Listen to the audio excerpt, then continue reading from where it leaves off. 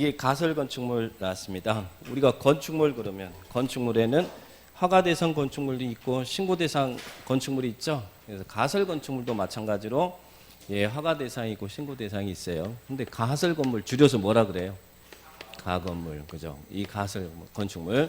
근데 어디에서 가설 건축물은 허가입니까? 허가. 딱 한 군데서만 허가고, 나머지 뭐 가건물은 주된 건물 축조할 때 그냥 서류 제출하면 그냥 받은 것으로는 의제사항이 있고, 근데 허가가 딱 하나 있다는 이야기. 어디에서요? 도시군 계획시설. 도시군 계획시설이 뭐예요? 기반시설이 관리계획으로 결정되면 우리는 그를 도시군 계획시설이라고 하죠. 도시군 계획시설 및 예정지, 예정지에서 가건물을 지을 때는 허가고, 나머지 이제 모르면 기타, 뭐 공사용 가설 건축물이니 재복권이 흥행, 전람회를 위한 이런 가설 건물은 신고다. 이렇게 크게 두 틀로 정리하시면 돼요. 그러면 도시군 계획시설이면 예를 들면 어디예요? 자, 우리 공원이 있다. 공원은 기반 시설인데 관리계획으로 결정되면 우리는 도시군 계획시설이라고 그러죠. 여기나 그 예정지에서 가건물을 지을 때는 허가를 받아라. 근데 이 허가 대상 가설 건축물 축조 요건 6가지는 알아두셔야 됩니다. 축조 요건 6가지. 자, 여기서는 여기 가건물을 지을 때는 뭐에 적합해야 돼요? 여기서 가건물은 도시군 계획 시설 부지 안에서 개발행위 하니까 여기서 가건물은 이 국토계획법 제 64조 시설 부지 개발행위 규정에 국토계획법 규정에 적합해야 된다. 이렇게 기억을 딱 하시고, 그 다음에 또 하나는 여기는 중요한 것은 그러니까 여기 시설 부지 안에서 가건물은 몇 층이어야 돼요? 몇 층이야? 4층 이상이 되면 안 돼요. 그러니까 4층 이상이 되면 안 된다는 말은 몇 층 이하로 지으라는 이야기예요. 3층 이내로 지어라. 요거 하고, 그리고 존치 기간 몇 년이에요? 존치 기간은 3년 이내다. 그래서 요 세 개만 조심하면 돼요. 네, 존치 기간은 3년 이내. 지금은 허가나 신고나 다 가건물의 존치 기간은 다 몇 년이에요? 여기도 3년 이내다. 그래서 이제는 허가 신고다. 가건물 존치 기간 3년 이내요. 그리고 여기서 가건물 지을 때는 가건물은 이 없어지는 것이잖아요. 그러니까 분양을 목적으로 하면 안 됩니다. 그리고 또 하나는 간선 공급 설치를 요하면 안 되고, 그런 부분들만 체크하시면 됩니다. 자, 그러면 대표형 가설 건축물에 대한 설명이다. 옳지 않는 것은 났는데요. 1번 도시군 계획 시설 예정지에서 가설 건축물을 건축할 때는 4층 이상인 건물이 허용되지 않는다. 맞죠? 3층 이하로 지어라. 4층 이상은 안 돼요. 그 다음에 2번 도시군 계획 시설 예정지, 시설 부지라든지 또는 이렇게 예정되어 있는 예정지에서 가건물을 지을 때는 특자 특도 시장 군수 구청장의 허가를 받아라. 이 도시군 계획 시설 부지는 가건물은 허가죠? 허가 받는다. 맞고. 3번 이의 허가 대상 가설 건축의 존치가 연장한다. 가건물 연장할 수 있죠.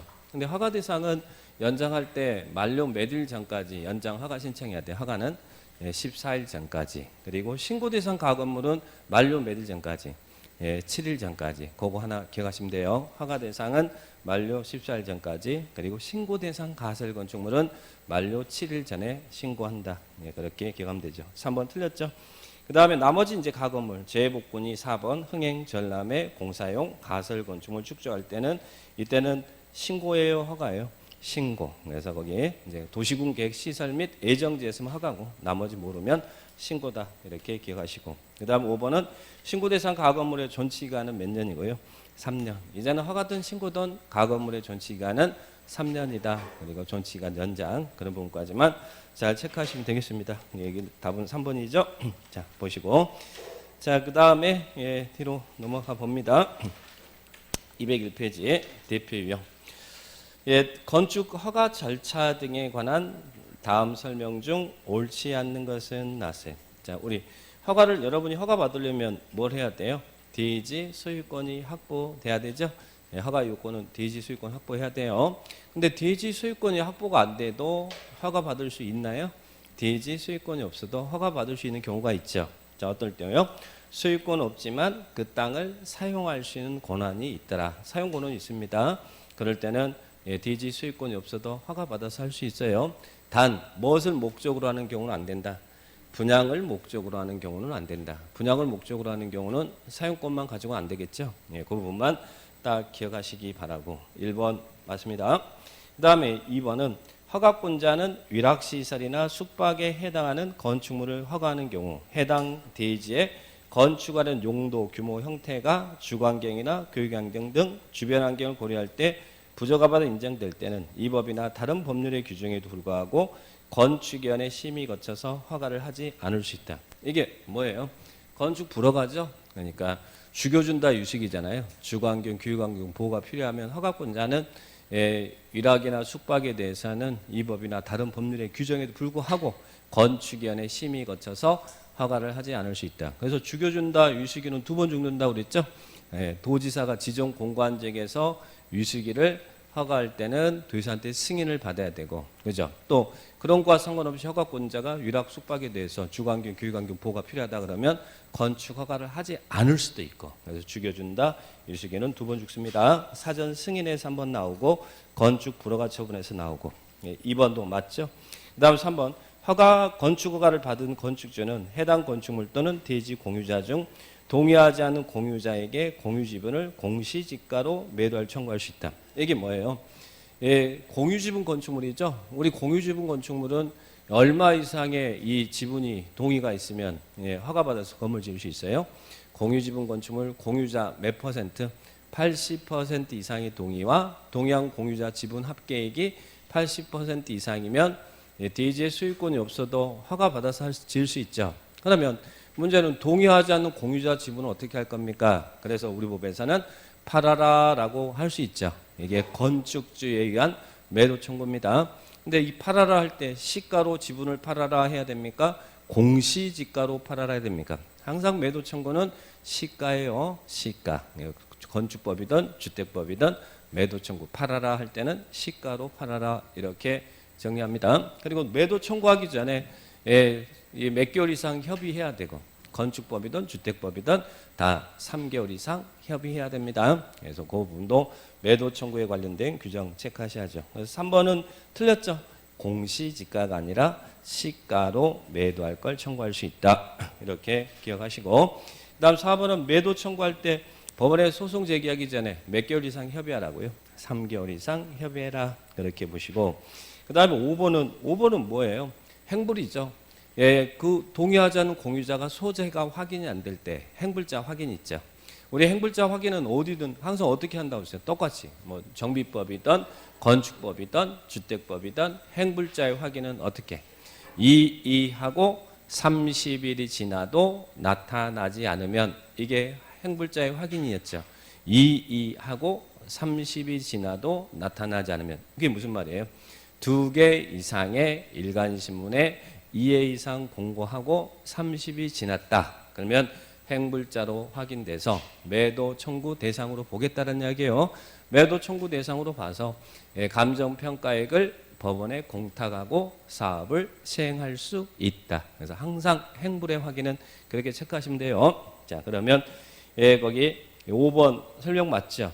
2 이상의 일간신문에 2차례 이상 공고하고 30일이 지났다. 이걸 이의하고 30일 이렇게 체크하시면 되겠습니다. 자, 그렇게 보시면 되겠고요. 그래서 답은 3번이 틀렸습니다. 건축 허가 절차.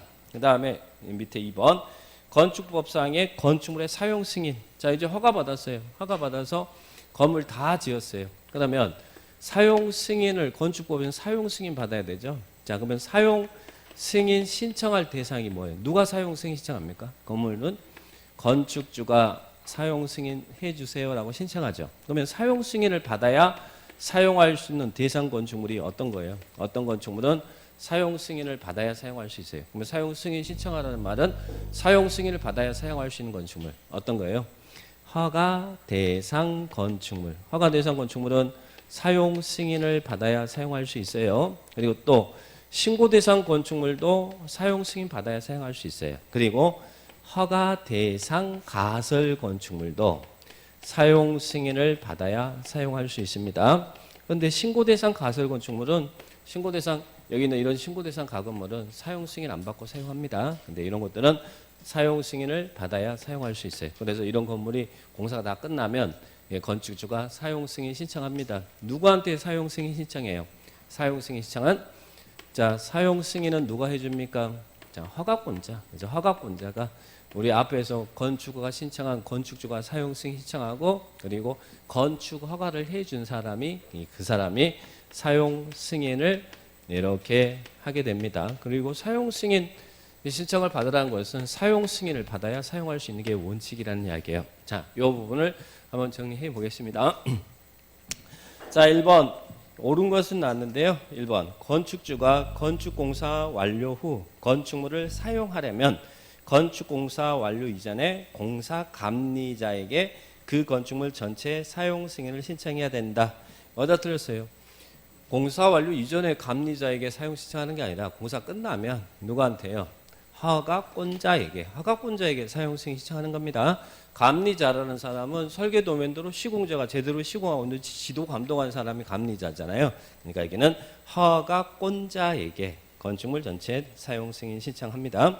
자, 그런데 사용 신청할 때 여기서도 함께 서류 제출해주면 받은 것으로는 관련 인허가가 있겠죠. 주된 행위에 대한 인허가 신청할 때 함께 서류 제출해주면 관련 인허가 받은 것을 본다. 이걸 우리는 관련 인허가 의제 항상 절차에서는 그걸 염두에 두셔야 됩니다.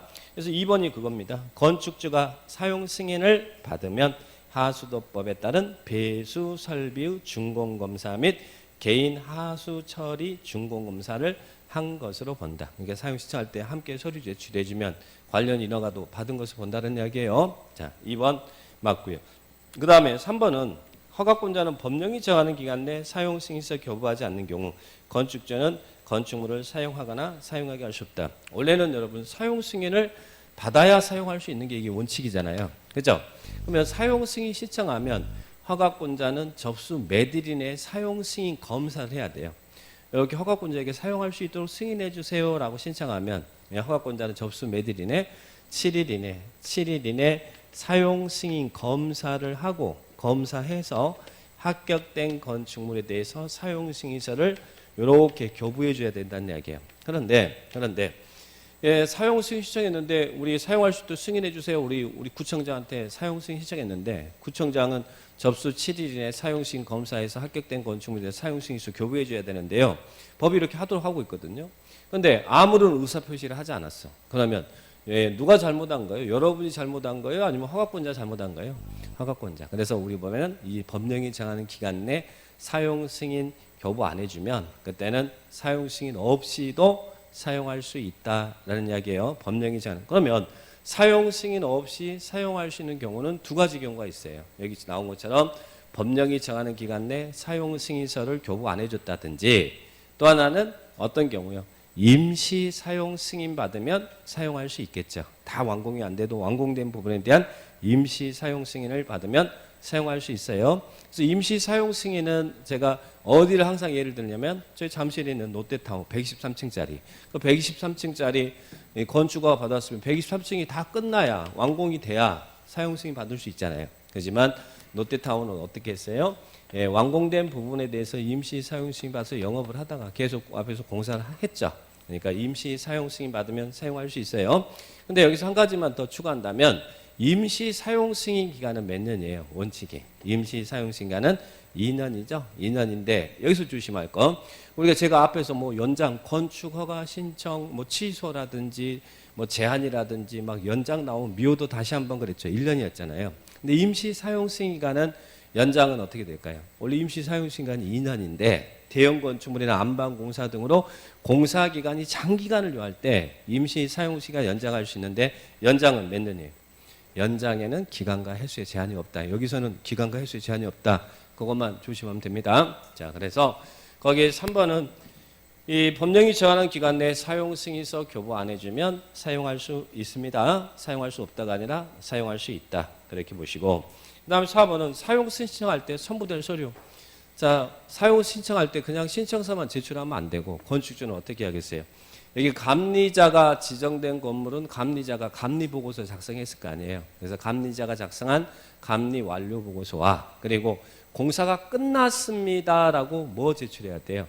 공사 완료 도서를 제출해야 돼요. 그러니까 사용 승인 신청할 때 감리 완료 보고서와 공사 완료 도서를 제출해야 됩니다. 그런데 4번은 뭐라고 나왔죠?